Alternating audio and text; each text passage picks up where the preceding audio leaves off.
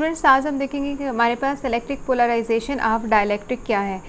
पिछले लेक्चर में हमने डिस्कस किया था कि जब दो पैरेलल प्लेट कैपेसिटर के दरमियान में एयर या वैक्यूम हो या मीडियम हो तो कैपेसिटेंस की वैल्यू क्या होती है। तो हमने ये मेजर किया कि कैपेसिटेंस की वैल्यू मीडियम के लिए क्या होती है, ज़्यादा हो जाती है एज़ कम्पेयर टू वैक्यूम। तो उसमें हमारे पास क्या था कि मीडियम जब भी कोई डाइलेक्ट्रिक रखेंगे तो प्लेट्स, दो पैरेलल प्लेट कैपेसिटर के दरमियान में, तो कैपेसिटेंस की वैल्यू इंक्रीज़ करेगी by factor epsilon r. Epsilon r लिखा हुआ है, एप्सिलॉन आर आप ऐड कर लें तो ये हमारे पास सी मीडियम की वैल्यू बन जाएगी। ये हमारे पास ऑलरेडी सी वैक्यूम की वैल्यू मौजूद है, ठीक है। तो ये क्या है कि सी मीडियम की वैल्यू ज़्यादा होती है सी वैक्यूम से। ऐसा क्यों है? डाइलेक्ट्रिक की मौजूदगी में कैपेसिटेंस की वैल्यू क्यों इंक्रीज़ कर जाती है? डाइलेक्ट्रिक में ऐसी क्या प्रॉपर्टीज़ हैं जिसकी वजह से कैपेसिटेंस में इतना सिग्निफिकेंट चेंज आता है? तो आज हम यही सीखेंगे, लेकिन उससे पहले हम थोड़ा सा कॉन्सेप्ट रिवाइज करेंगे कि कंडक्टर्स और इंसुलेटर्स क्या होते हैं। कंडक्टर्स हमारे पास वो मटेरियल हैं जो कि कंडक्ट करते हैं इलेक्ट्रिसिटी को या हीट को। कंडक्टर्स में फ्री इलेक्ट्रॉन्स मौजूद होते हैं। ये फ्री इलेक्ट्रॉन्स एटम में मूव करते हैं फ्रीली, जिसकी वजह से कंडक्शन का प्रोसेस होता है। लेकिन अगर हम इसी को उलट कर लें तो हमारे पास वो क्या होते हैं? इंसुलेटर होते हैं। इंसुलेटर हमारे पास वो मटेरियल होते हैं जिसमें इलेक्ट्रिसिटी की कंडक्शन पॉसिबल नहीं है। उसकी रीज़न ये है कि इलेक्ट्रॉन्स जो हैं दे आर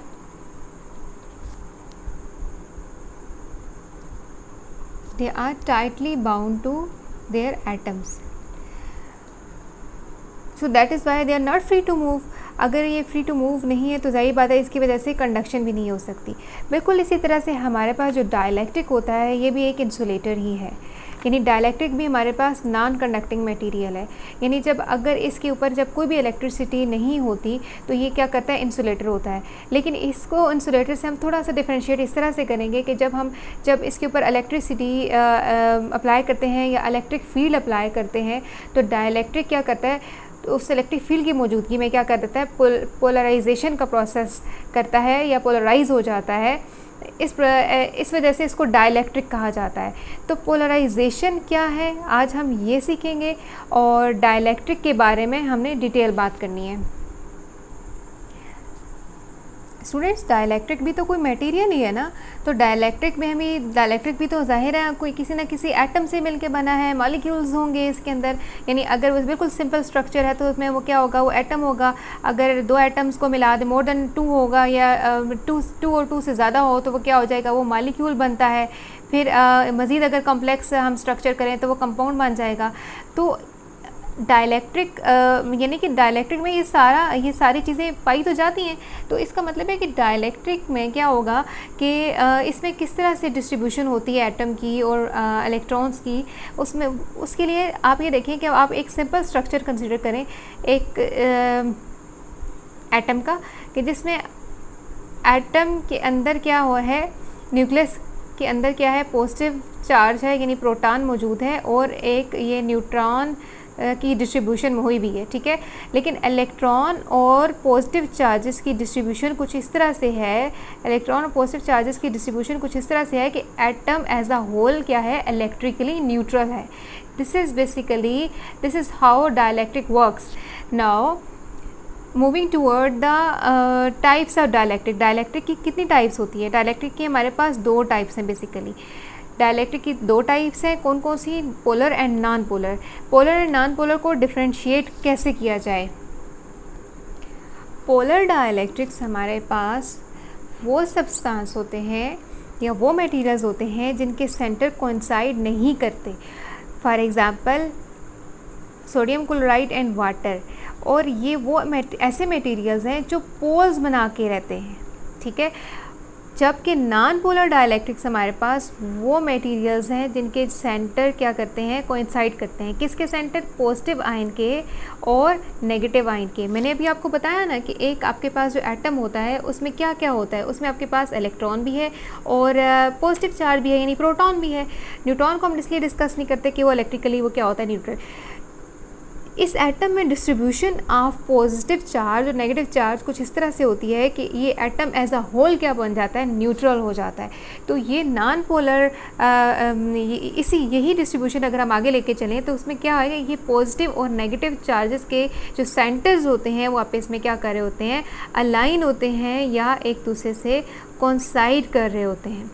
फॉर एग्ज़ाम्पल इसमें एग्ज़ाम्पल जो है, या अगर मैं कार्बन डाइऑक्साइड की एग्ज़ाम्पल लूँ या ऑक्सीजन की एग्ज़ाम्पल लूँ, तो कार्बन डाइऑक्साइड में हमारे पास किसके ऊपर क्या होता है कि इसमें यहाँ पे ऑक्सीजन के 2 मॉलिक्यूल हैं और कार्बन का 1 है।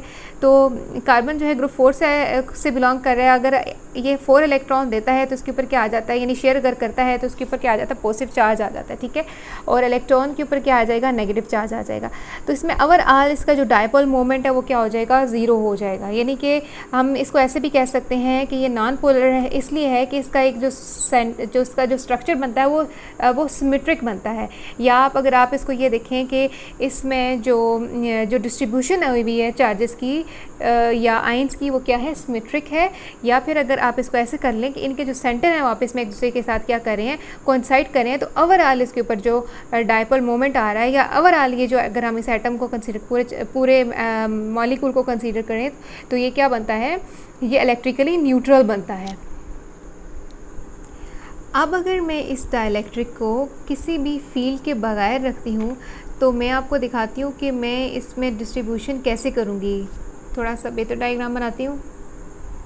ये मैंने एक डाइलेक्ट्रिक बनाया है किसी भी एक्सटर्नल फील्ड की गैर मौजूदगी में, यानी कि हमारे पास अभी फ़िलहाल कोई भी फील्ड मौजूद नहीं है, in absence of any external field. तो उसमें आप ये देखिए कि हमारे पास जो पॉजिटिव चार्ज है और नेगेटिव चार्ज है, इनके सेंटर किस तरह से अलाइन है, या आप इसमें एक दूसरे के क्या है, कोइंसाइड करें। इन दोनों के जो पॉजिटिव के सेंटर और नेगेटिव का सेंटर आप इसमें एक दूसरे के साथ क्या कर रहे हैं, कोइंसाइड कर रहे हैं।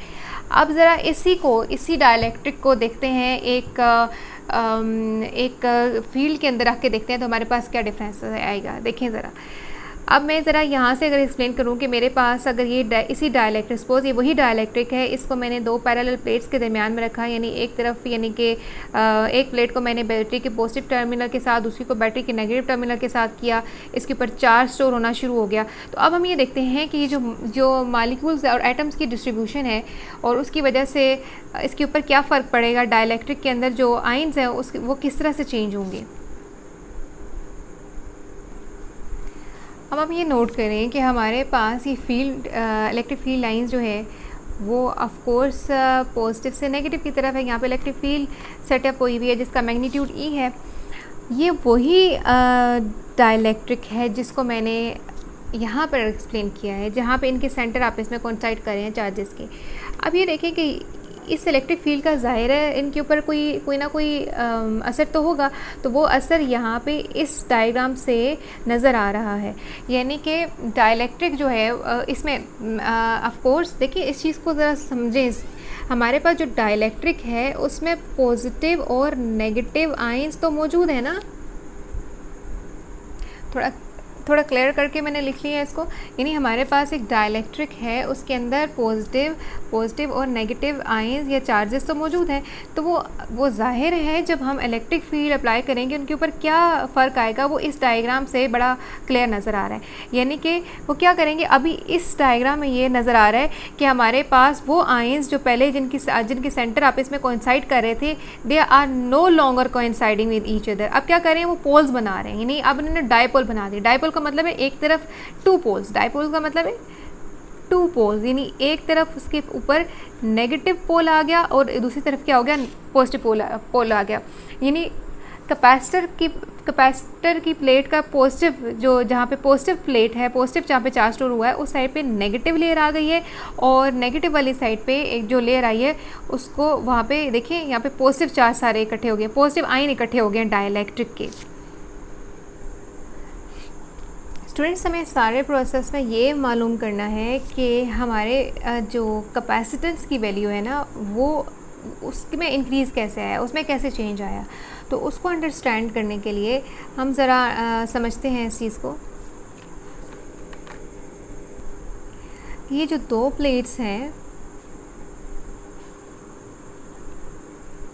ये जो दो प्लेट्स हैं इनका कोई ना कोई एरिया तो होगा, इनके ऊपर चार्ज भी डिपॉजिट हो रहा है, यानी इनके ऊपर डेंसिटी भी मौजूद है, और डेंसिटी का जो मैग्नीट्यूड है वो क्या होता है, sigma equals to Q over A होता है।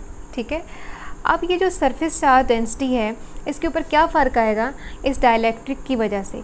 तो हम सबको नज़र आ रहा है कि हमारे पास पॉजिटिव चार्ज प्लेट की तरफ जो एक लेयर जनरेट हो गई है नेगेटिव आयंस की, और दूसरी साइड पे लेयर जनरेट हो गई है पॉजिटिव आयन की। ठीक है, अब इन्होंने क्या करना शुरू कर दिया कि इन्होंने यहाँ पे जो चार्ज स्टोर हो रहा है उसको न्यूट्रल करना शुरू कर दिया, जिसकी वजह से यहाँ पर जो डेंसिटी हो जाएगी चार्ज की वो क्या करेगी, वो डिक्रीज़ हो जाएगी, यानी सरफेस चार्ज डेंसिटी क्या होना शुरू हो जाएगी, डिक्रीज़ होना शुरू हो जाएगी।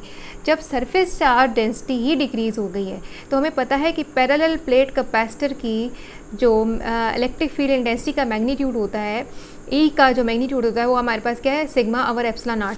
तो हमारे पास जो ओवरऑल डेंसिटी है डाइलेक्ट्रिक की मौजूदगी में, सरफेस चार्ज डेंसिटी डाइलेक्ट्रिक की मौजूदगी में जब वो डिक्रीज़ की तो इलेक्ट्रिक इंटेंसिटी डायरेक्टली प्रोपोर्शनल है सिग्मा के। सो दैट इज़ वाई जब हमारे पास डेंसिटी ही डिक्रीज़ कर गई तो हमारे पास इलेक्ट्रिक फील्ड इंटेंसिटी यानी हमारे पास ई की वैल्यू भी क्या करेगी, डिक्रीज़ करेगी।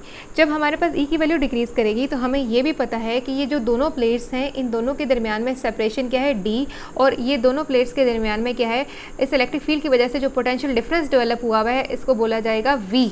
तो जब इलेक्ट्रिक फील्ड हमारे पास डिक्रीज़ कर जाती है तो क्या डिक्रीज़ करेगा, इस फार्मूला के अकॉर्डिंगली अगर हम इसको फॉलो करें तो हमारे पास जो v की वैल्यू है वो भी डिक्रीज़ करेगी, क्योंकि e और v आपस में एक दूसरे के क्या हैं, डायरेक्टली प्रोपोर्शनल हैं। मगर मुझे ये भी पता है कि मेरे पास जो कैपेसिटेंस की वैल्यू होती है वो होती है C equals to Q over V. अब मेरे पास सरफेस चार्ज डेंसिटी डिक्रीज़ हो गई, इलेक्ट्रिक फील्ड इंटेंसिटी डिक्रीज़ हो गई, और पोटेंशियल डिफरेंस भी क्या हुआ, डिक्रीज़ हुआ। जब मेरे पास पोटेंशियल डिफरेंस की वैल्यू डिक्रीज़ कर जाएगी तो कैपेसिटेंस की वैल्यू क्या करेगी, वो इंक्रीज़ करेगी। ये कैपेसिटेंस की वैल्यू इंक्रीज़, इसको अगर मैं बताऊं तो ये मैं ऐसे भी एक्सप्लेन कर सकती हूँ कि पोलराइजेशन जो है डाइलेक्ट्रिक की पोलराइजेशन हुई है और उसकी वजह से हमारे पास क्या हुआ है, कैपेसिटेंस की वैल्यू इंक्रीज़ कर गई है। या इसको मैं देखिए हमारे पास पोलराइजेशन कैसे हुई है, यानी देखिए डाइलेक्ट्रिक के क्या बन गए, पोल्स बन गए, यानी एक तरफ नेगेटिव पोल बन गया, एक तरफ हमारे पास क्या बन गया, नेगेटिव पोल बन गया, और दूसरी तरफ हमारे पास क्या बन गए, पॉजिटिव पोल बन गए, यानी ये डायपोल बन गए। यानी इस पोलराइजेशन की वजह से क्या हुई है, पहले सरफेस चार्ज डेंसिटी डिक्रीज़ हुई, फिर उस सरफेस चार्ज डेंसिटी ने क्या कम कर दिया, इलेक्ट्रिक फील्ड इंटेंसिटी का मैग्नीट्यूड कम कर दिया, यानी जो इलेक्ट्रिक फील्ड सेटअप हुई है दोनों प्लेट्स के दरमियान में, और फिर क्या हुआ, हमारे पास जो पोटेंशियल डिफरेंस है वो डिक्रीज़ हुआ, और जिसकी वजह से हम क्या कहते हैं कि कैपेसिटेंस यानी चार्ज स्टोर करने की जो एबिलिटी है उसकी क्या हो जाती है, इंक्रीज़ हो जाएगी। Students, this is called effect of polarization on capacitance in presence of dielectric। और इस तरह हमने ये सीखा कि कैपेसिटेंस की वैल्यू कैसे इंक्रीज़ करती है जब हम कोई नॉन पोलर डाइलेक्ट्रिक दो पैरेलल प्लेट कैपेसिटर के दरमियान में रखते हैं। आई होप कि आपको आज का लेक्चर पसंद आया होगा। अगले लेक्चर तक अल्लाह हाफिज़। डियर स्टूडेंट्स, अगर आपको मेरी ये वीडियो पसंद आई है तो इसको लाइक एंड कमेंट करें, दोस्तों के साथ ज़रूर शेयर करें, और हाँ, अगर आपने अभी तक मेरा YouTube चैनल सब्सक्राइब नहीं किया तो उसको सब्सक्राइब करें, और जाते जाते बेल आइकन को दबाना मत भूलें।